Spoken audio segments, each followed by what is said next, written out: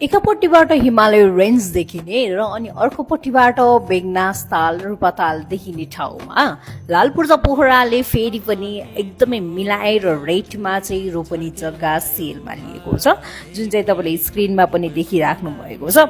यो चाहिँ पोखरा वडा नम्बर 31 भित्र चाहिँ पर्छ। यहाँ पुग्नका लागि तपाईँलाई बेगनास तालबाट करिबन 10 मिनट टाइम लाग्छ।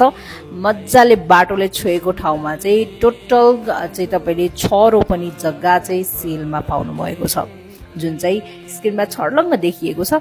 पानीबत्ती सबैको सुविधा छ यो ठाउँमा चाहिँ। तपाईँले यहाँ चाहिँ भर्खर घर बनाएर बस्छु भन्दा पनि भयो, फ्युचर इन्भेस्टमेन्ट गर्छु भन्दा पनि भयो, अनि अलि सानो घर बनाएर चाहिँ तरकारी सरकारी रोप्ने होइन बाख्रासाख्रा पाल्ने गरेर बस्छु भन्दा पनि एकदम राम्रो हुन्छ। इन्भेस्टमेन्टको लागि पनि एकदमै राम्रो छ। हिमालय रेन्ज पनि देखिन्छ, बस्न पनि आनन्द छ। एकदमै राम्रो ठाउँमा चाहिँ तपाईँले चाहिँ घडेरी सेलमा चाहिँ पाउनु भएको छ।